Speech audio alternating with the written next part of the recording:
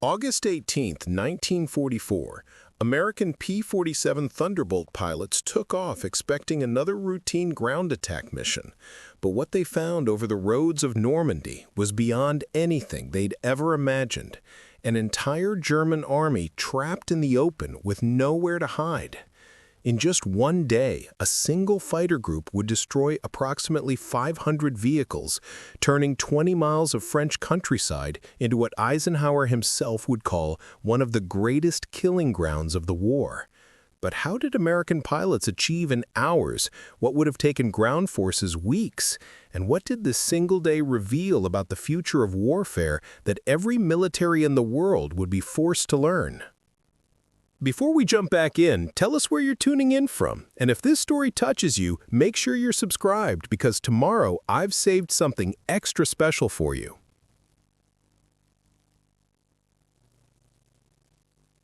August 1944. The war in Europe had been raging for 5 years, and finally the tide was turning. Just 2 months earlier, on June 6th, American, British, and Canadian soldiers had stormed the beaches of Normandy in the largest invasion the world had ever seen. They called it D-Day. The Nazi forces that controlled France had built massive concrete bunkers and laid millions of mines along the coast. They believed their Atlantic Wall could never be broken, but it was broken, and now Allied troops were pushing deeper into France, mile by bloody mile. The German army was not what it once was, but it was still dangerous. These were experienced soldiers who had conquered most of Europe just 4 years before.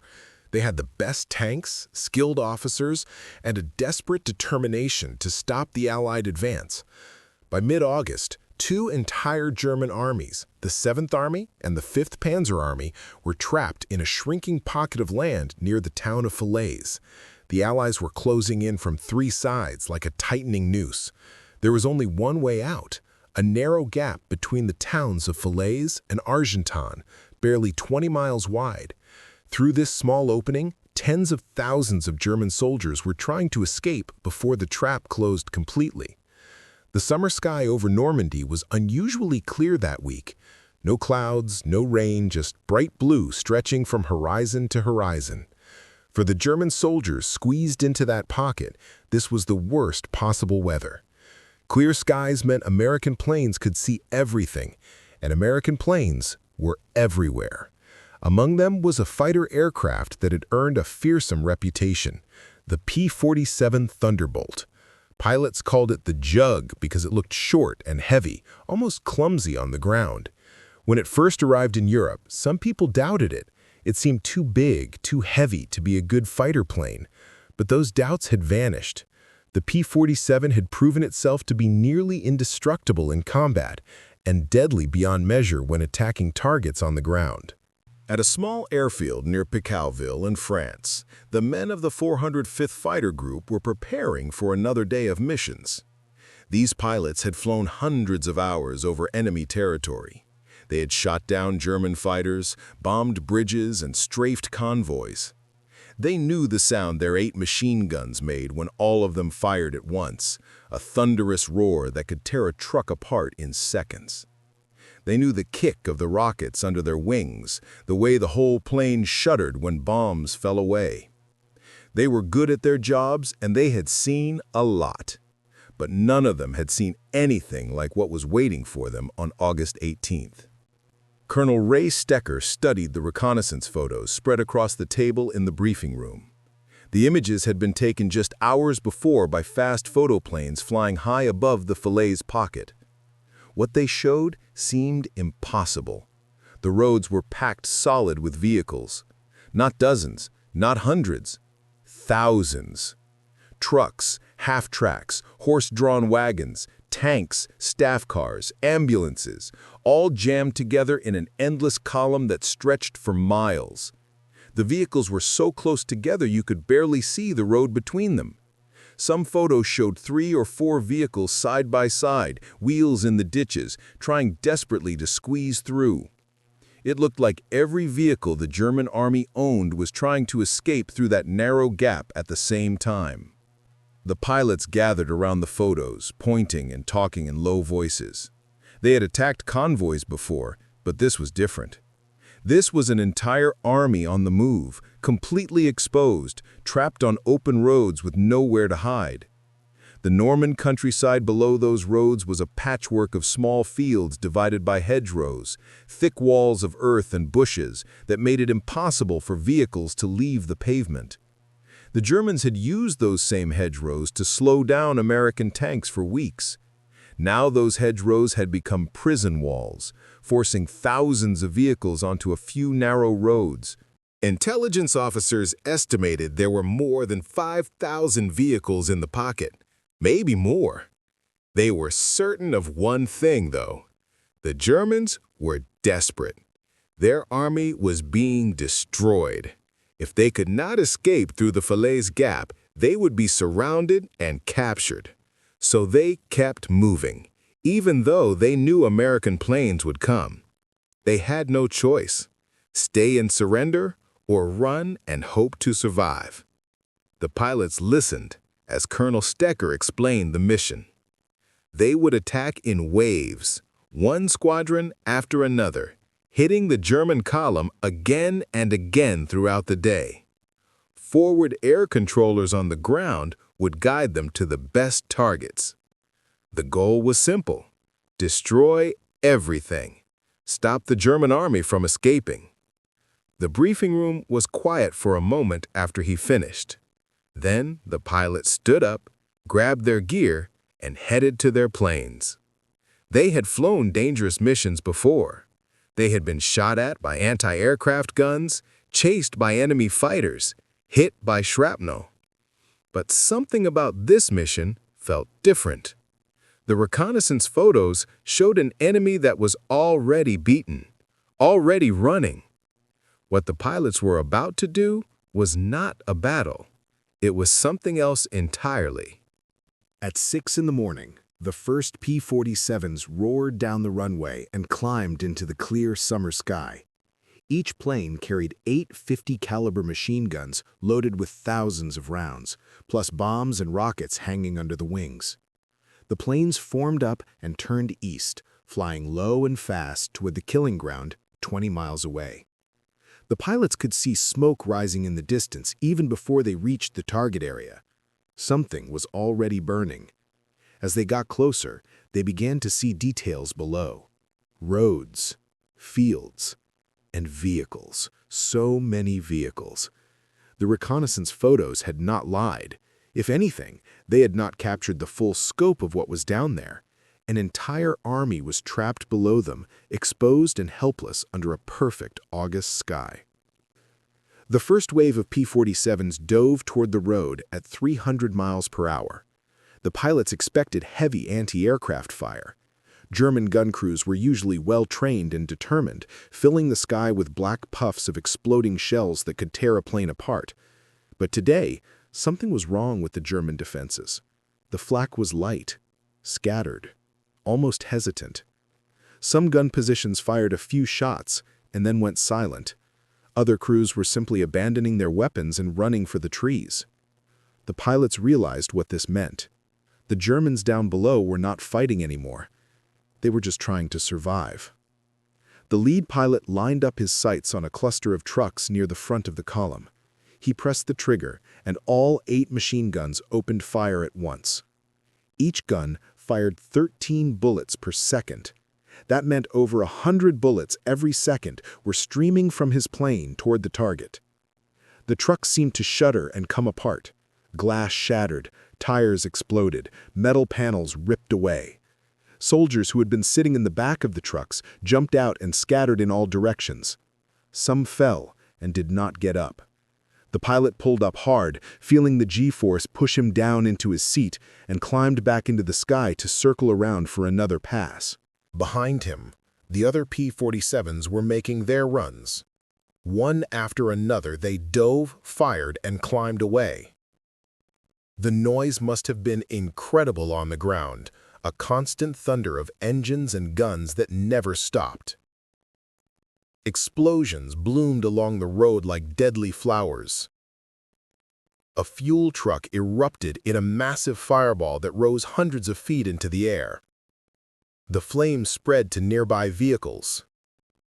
Then an ammunition truck exploded, and the blast was so powerful that it flipped a half-track completely over.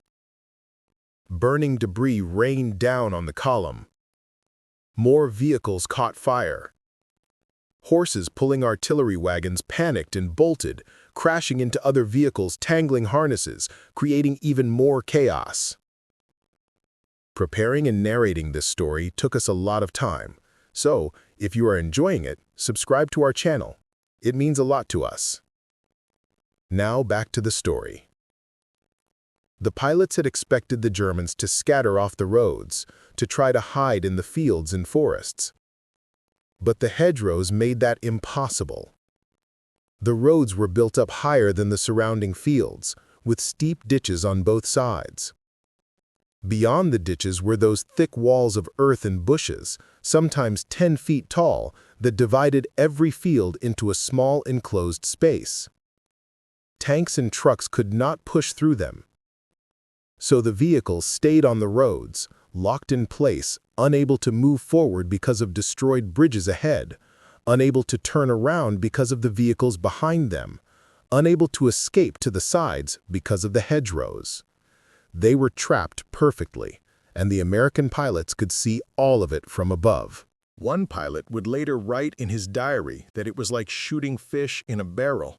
He made one strafing pass and destroyed 4 trucks. When he pulled up and looked back, the columns still stretched to the horizon in both directions. There seemed to be no end to the targets. He dove again, fired his guns until they were empty, and still there were hundreds more vehicles waiting below. Some Germans were abandoning their vehicles now, running across the fields toward the tree lines.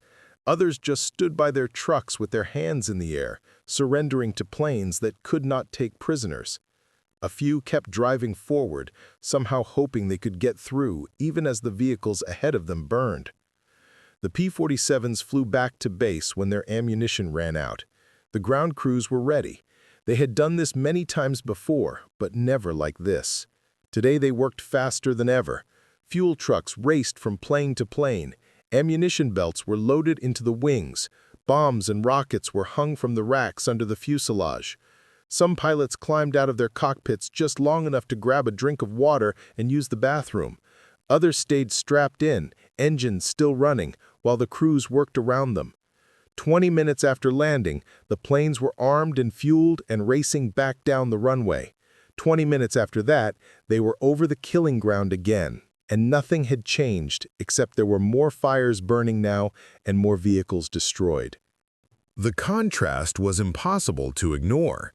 The German army that had conquered Poland in weeks, that had swept through France in 40 days, that had pushed deep into Russia, was now helpless on a stretch of country road. These same soldiers had once been part of the most feared military force in the world. Now they were running for their lives while American pilots made pass after pass with seemingly unlimited ammunition and fuel. Every time a pilot returned to base, there were fresh bombs waiting, full fuel tanks, and new ammunition belts. The American war machine did not stop. It did not run out. It did not slow down. By noon, the roads were becoming difficult to navigate even from the air because of all the smoke and fire. Pilots had to search for intact targets among the wreckage. They found them easily enough. Between the burning hulks were vehicles that were still trying to move forward, staff cars with officers inside, supply trucks loaded with equipment, ambulances marked with red crosses that pilots were supposed to avoid, but sometimes could not distinguish in the chaos. The attacks continued without pause. Another squadron would arrive just as the previous one departed. The sky was never empty of American planes. The sound of their engines and guns became a constant presence over the Falaise pocket. One pilot reported that he could not find anything left to shoot at on his 4th mission of the day. Everything was either destroyed or abandoned, but intelligence kept sending them back because reconnaissance showed the column was still miles long. There were always more targets deeper in the pocket, more Germans trying desperately to escape. Some pilots flew 5 sorties that day, more than they had ever flown in a single day before. Their hands cramped from gripping the stick, their eyes burned from staring into the sun, their ears rang from the noise.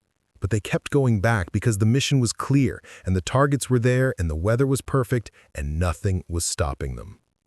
By late afternoon, the character of the battle had changed completely. What had started as a military mission now felt like something else, something darker and more final. The pilots returning from their 5th and 6th sorties were quieter than usual. They climbed out of their cockpits slowly, their flight suits soaked with sweat despite the cool air at high altitude. Some sat on the wings of their planes and stared at nothing. Others walked to the debriefing room without speaking. The excitement of the morning was gone. In its place was a heavy silence that no one seemed able to break. The gun camera footage told the story more clearly than words ever could. These small cameras mounted on the P-47s automatically recorded whenever the guns fired. Intelligence officers played the films back in a darkened room, and the pilots watched images of their own attacks flicker on the screen. The footage showed the roads from the pilot's perspective, growing larger as the plane dove, then the tracers from the machine guns reaching out toward the targets, then the vehicles breaking apart or exploding or simply stopping as the bullets ripped through them. One piece of film showed a line of trucks so tightly packed that destroying the first one blocked all the others behind it. Another showed horses running wild through the fields, dragging broken wagons behind them. A third showed German soldiers diving into ditches, trying to make themselves invisible against the earth. The intelligence officers added up the numbers throughout the day. The 405th Fighter Group alone had destroyed or damaged approximately 500 vehicles. 500! That number seemed impossible, but the photographs confirmed it. Other fighter groups had been attacking different sections of the pocket at the same time, and their numbers were just as high. Across the entire Falaise Gap, thousands of vehicles had been destroyed in a single day.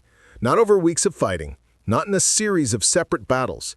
In one day, under one stretch of perfect blue sky, an entire army had been shattered by air power alone. One pilot sat in the debriefing room and tried to explain what he had seen. He said it was like looking down at the end of the world, miles and miles of burning vehicles. Smoke was so thick in places that you could not see the ground. Bodies scattered in the fields, equipment abandoned everywhere. He said he had never seen anything like it in 2 years of combat flying. He said he did not think anyone had ever seen anything like it in the entire history of war. Then he stopped talking and just shook his head. There were no words for what they had witnessed and caused. The transformation in the pilots was visible and real.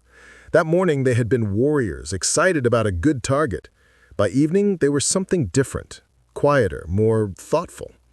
They understood now that they had not just won a battle. They had demonstrated a new kind of warfare, something that made traditional armies nearly helpless.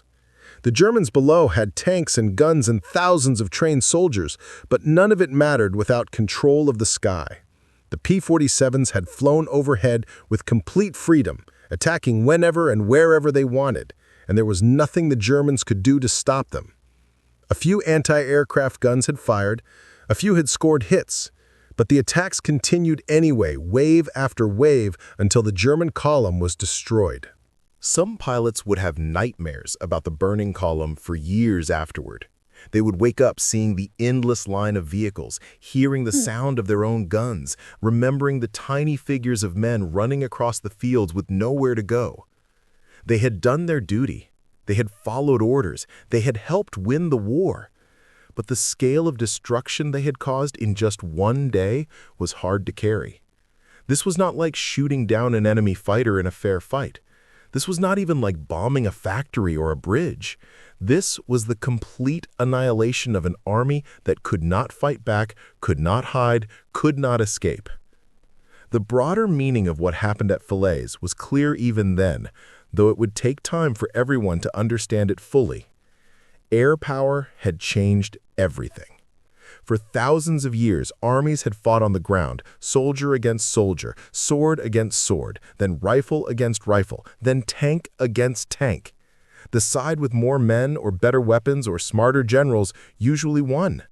But now there was a new factor that made all the traditional rules obsolete.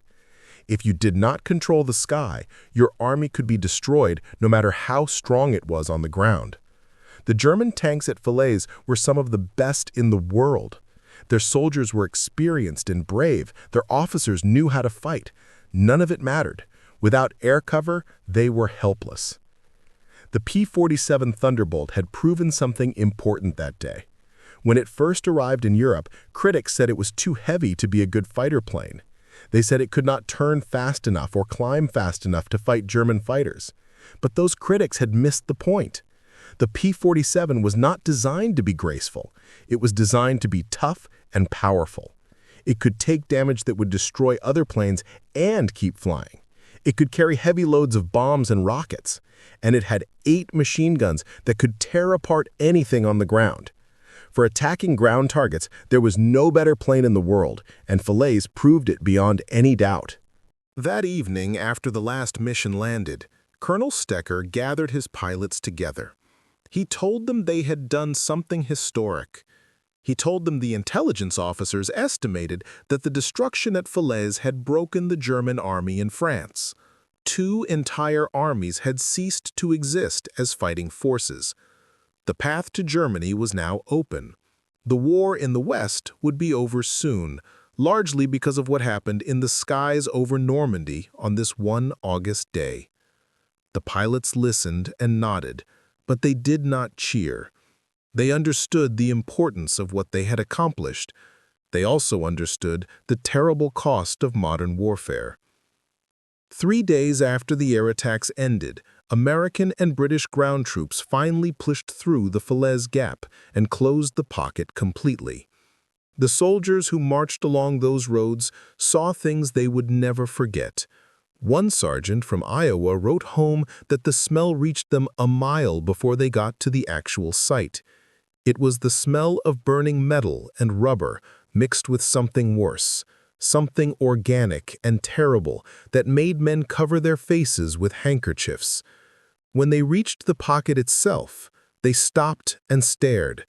The roads were no longer visible under the wreckage. Burned trucks lay on top of each other 3 and 4 deep in some places. Tanks sat frozen where they had died, their turrets blown off or their treads melted. Horse carcasses lay everywhere, hundreds of them, still in their harnesses. Personal belongings were scattered across the fields like trash after a storm. Helmets, rifles, photographs, letters from home that would never be delivered. The destruction stretched for 20 miles without a break. Every bridge was down. Every crossroads was blocked by destroyed vehicles. In some spots, the wreckage was piled so high that bulldozers had to be brought in to clear a path for Allied vehicles to pass through. Soldiers walked through this landscape in silence, trying to understand what they were seeing. This was not the result of a battle. Battles had front lines and tactics and moments when one side retreated and the other advanced. This was something different. This was what happened when an entire army was caught in the open by overwhelming air power with nowhere to run and no way to fight back. General Dwight Eisenhower, the supreme commander of Allied forces in Europe, visited the Falaise pocket a few days later. He was a man who had seen a great deal of war. He had commanded troops in North Africa and Sicily. He had planned the D-Day invasion. He had toured battlefields across Europe and seen the cost of combat firsthand. But even he was shocked by what he found at Falaise. He walked along the roads with his staff officers, stepping carefully around the debris, looking at the endless wreckage. Later, he would write that it was impossible to walk through the area without stepping on dead bodies. He called it unquestionably one of the greatest killing grounds of any war. Those were strong words from a man who did not use strong words lightly. The numbers told part of the story, but could not capture the full reality. Intelligence officers estimated that 50,000 German soldiers had been killed or captured in the Falaise pocket. Thousands more had escaped, but without their equipment, without their vehicles, without their weapons. They would never fight as organized units again. The 7th Army and the 5th Panzer Army had simply ceased to exist as effective fighting forces. In terms of equipment losses, the numbers were staggering. Thousands of trucks destroyed, hundreds of tanks abandoned or burned, artillery pieces left behind, supply wagons smashed. Everything an army needs to fight had been stripped away in a matter of days, and most of it had been destroyed from the air on that single, perfect August day. The pilots of the 405th Fighter Group continued flying missions as the Allied armies pushed toward Germany. They attacked trains and factories and airfields. They escorted bombers deep into enemy territory. They did their jobs professionally and well, but they never forgot fillets. Some of them kept the gun camera footage, small reels of film that showed what they had done. Others kept mission reports or pieces of their aircraft or photographs taken from the cockpit. These were not trophies exactly. They were more like evidence, proof that something historic had happened, something that changed the nature of warfare forever. Not all of the pilots talked about fillets after the war ended. Some came home and never mentioned it to their families. When their children asked what they did in the war, they would say they flew fighter planes and leave it at that. The details stayed locked inside, too heavy to share with people who had not been there. Other pilots were more open about their experiences. They joined veteran organizations and attended reunions where they could talk with other men who understood what they had seen and done. At these gatherings, late at night after a few drinks, they would sometimes discuss that August day over Normandy. They would remember the endless column of vehicles, the smoke, the fires, the feeling of being part of something much larger than themselves. They would talk about how strange it was to have so much power, to be able to destroy so much with just a press of the trigger. The P-47 Thunderbolt earned a reputation during the war that lasted long after the fighting ended. By the time Germany surrendered in May 1945, P-47s had destroyed more than 3,000 enemy aircraft in air-to-air combat. But their real achievement was on the ground. They had destroyed more than 9,000 locomotives, cutting off German supply lines across Europe. They had knocked out thousands of rail cars and riverboats. They had destroyed countless trucks, tanks, and other vehicles. The total number of ground targets destroyed by P-47s ran into the tens of thousands. No other aircraft in history had caused so much destruction to enemy ground forces. The Jug, the plane that critics once said was too heavy and clumsy, had become the most effective ground attack aircraft ever built. The legacy of fillets spread far beyond the immediate military victory. Every air force in the world studied what had happened in that pocket. They analyzed the tactics, the coordination between ground controllers and pilots, the types of weapons that worked best, the methods of attacking concentrated targets. The lessons learned became the foundation for modern air-to-ground combat doctrine. The basic principle was simple but revolutionary. An army without air superiority was doomed. It did not matter how many tanks you had, or how brave your soldiers were, or how skilled your officers might be. If the enemy controlled the sky, they could destroy you, and there was nothing you could do to stop them. This realization changed military planning forever. After World War II, every nation that wanted a strong military had to build a strong air force first. Money that might have gone to building more tanks or training more infantry went instead to buying fighter planes and training pilots. The age of massive ground armies marching across continents was over. The future belonged to whoever controlled the air above the battlefield. Fillets had proven that beyond any doubt. For the German soldiers who survived the fillets pocket, the experience marked them for life. They had been part of powerful armies that conquered most of Europe. They had believed in their own strength and in the superiority of their weapons and training. Then, in a few terrible days, all of that had been stripped away. The survivors who made it through the gap and back to Germany carried stories of what American air power could do. They described planes that came in waves all day long, planes that seemed to have unlimited ammunition and fuel, pilots who could hit targets with terrible accuracy. These stories spread through the German military and reached the civilian population. People began to understand that Germany was not just losing the war. Germany was being overwhelmed by an enemy with resources and industrial power that could not be matched. The P-47 pilots returned to America as the war ended. They traded their flight suits for civilian clothes and went back to the lives they had left behind years earlier. Some became businessmen or teachers or farmers. A few stayed in the military and flew jets in the new Air Force. Most tried to forget about the war and focus on building peaceful futures. But Falaise stayed with them.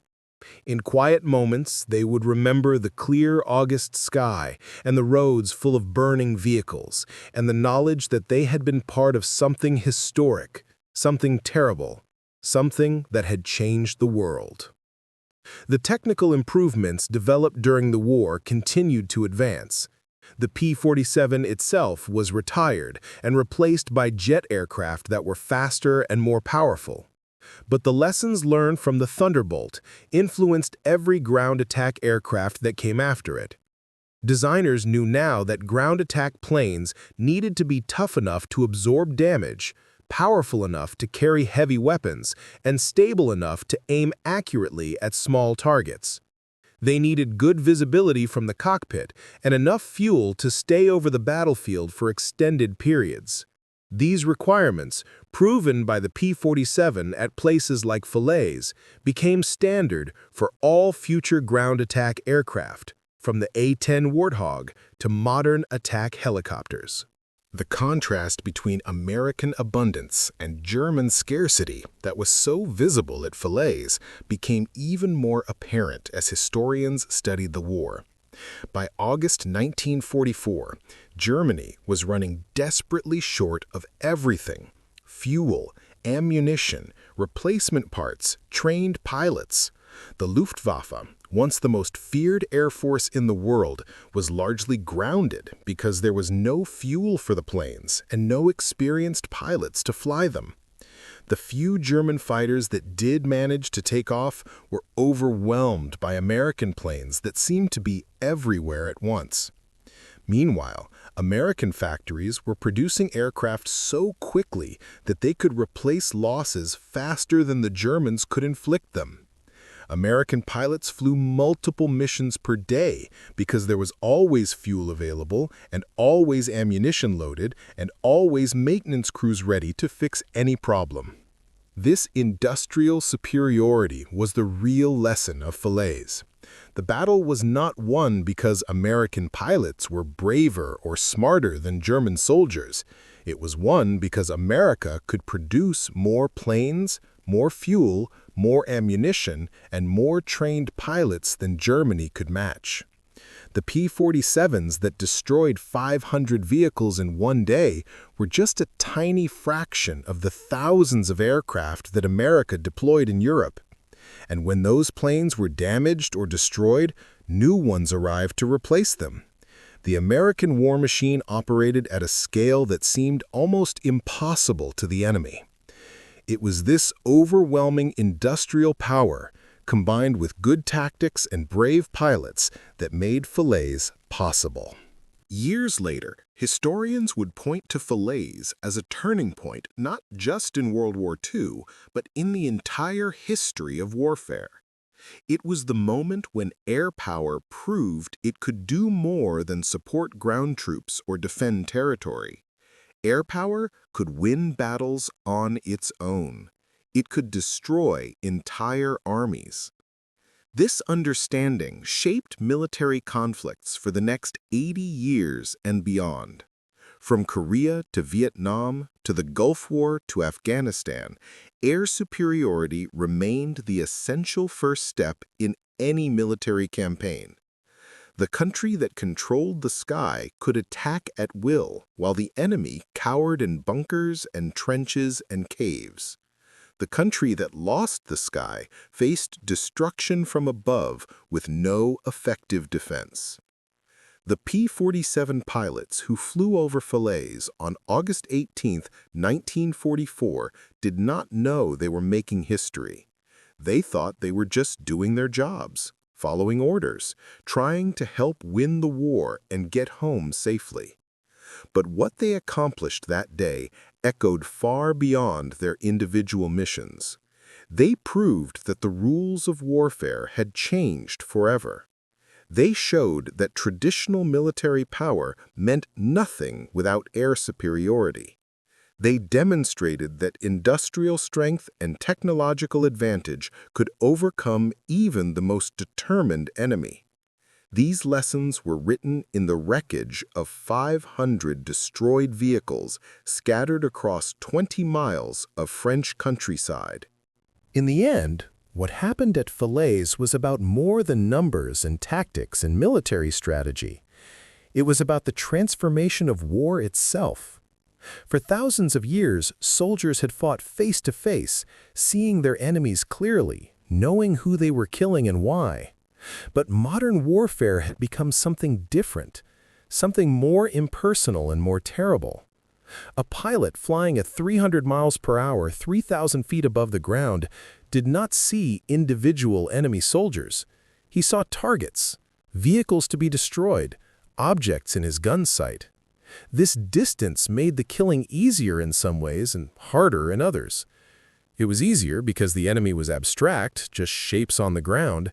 It was harder because after the battle ended, after the gun cameras were reviewed and the damage assessed, the pilots had to live with what they had done. The veterans of the 405th Fighter Group carried this burden with them for the rest of their lives. They had done something necessary to win the war. They had saved countless Allied lives by destroying enemy forces that would have fought on for months or years longer. They had helped bring peace to Europe and end one of the darkest chapters in human history. But they had also rained death from the sky on men who could not fight back, who could only run or hide or surrender. This duality, this mixture of pride and sorrow and duty and regret, defined their experience. They were heroes who had won a great victory. They were also killers who had destroyed an army in a single day. Both things were true, and neither canceled out the other. The real legacy of August 18, 1944 is simple and stark. Control the skies or lose the war. Everything else, all the courage and skill and determination of ground forces, becomes meaningless if the enemy owns the air above you. That is what the P-47 pilots proved over Falaise. That is what military planners learned and have never forgotten. That is what future wars would confirm again and again. The age of the ground army as the dominant force in warfare ended that August day over Normandy, and a new age began. An age where air power would determine the outcome of conflicts before the first soldier ever set foot on the battlefield. Up next, you've got two more standout stories right on your screen. If this one hits the mark, you won't want to pass these up. Just click and check them out. And don't forget to subscribe and turn on the notification bell so you don't miss any upload from us.